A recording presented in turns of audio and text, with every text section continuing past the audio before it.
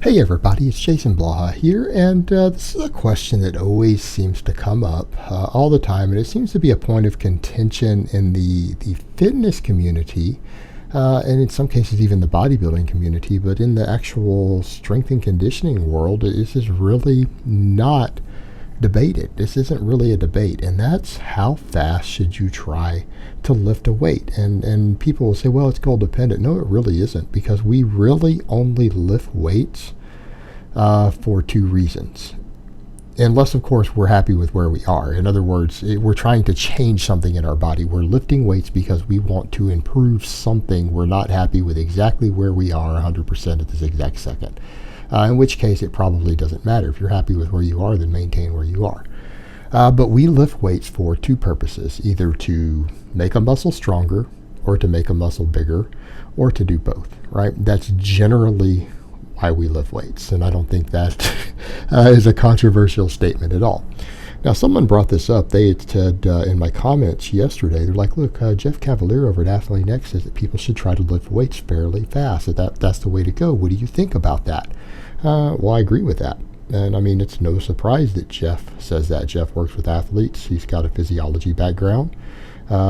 He isn't in the bodybuilding world where this is actually contested. He's coming from a science-based world where they actually have to work with real athletes. And when you work with real athletes, if your athletes don't get good training, you lose your job because your athletes have to win.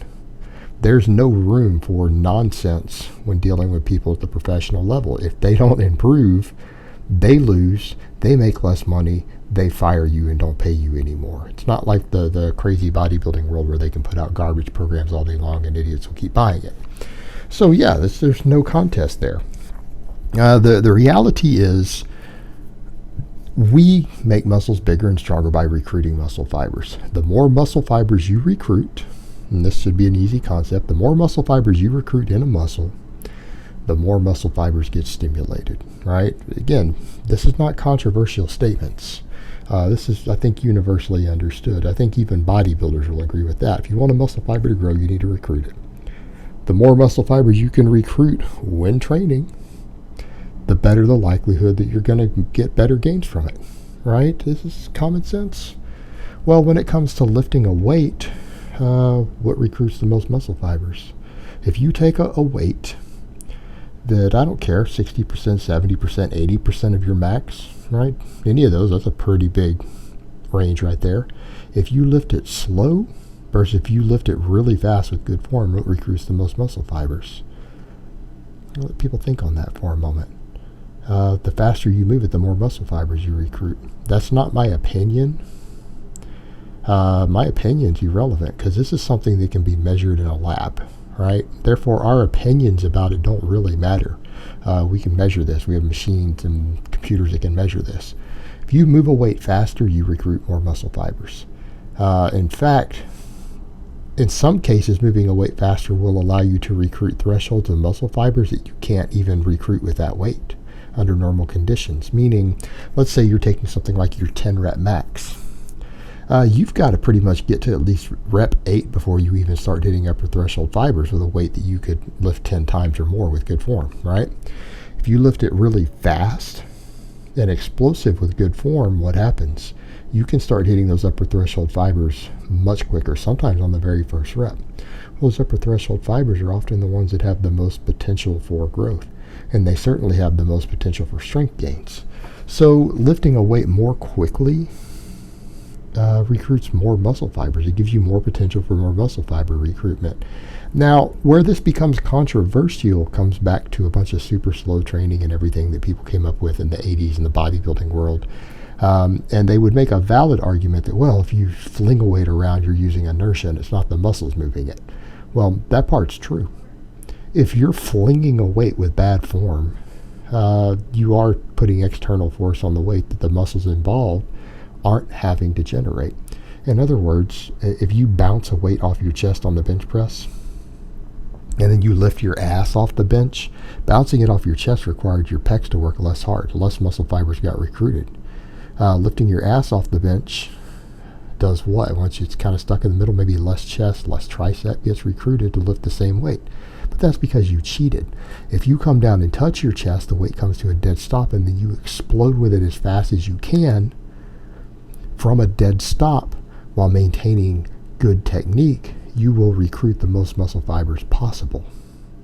Right? And it has nothing to do with the squeeze and contraction at the top. But people will say silly stuff. It's about squeezing. Really?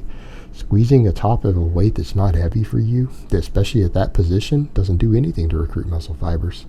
Ask you a question. Have you ever seen anyone develop a 50-inch chest just by squeezing their pecs together? Because when you're squeezing them together, that's all it's doing. It doesn't matter that there's a little bit of weight involved. You're in the easy position of the exercise. Of course you can squeeze it and hold it there. It's locked out already. It's not hard. It's not hard to hold that position with more than your 1 rep max either. Sometimes 100 pounds more than your max. Doesn't mean the muscles are working harder. It's nonsense. But the accelerating of the weight more quickly recruits more muscle fibers, at least on the concentric part of the rep. The concentric is the part where you lift the weight against gravity. The eccentric, or the negative rep, is the lowering of the weight. In other words, the weight moves towards gravity, towards the earth. On the concentric rep, it's understood. You get more muscle fiber recruitment when you lift it faster. So there goes that whole time under tension theory. Where this gets interesting also comes down to the eccentric reps, because that's just the lifting end.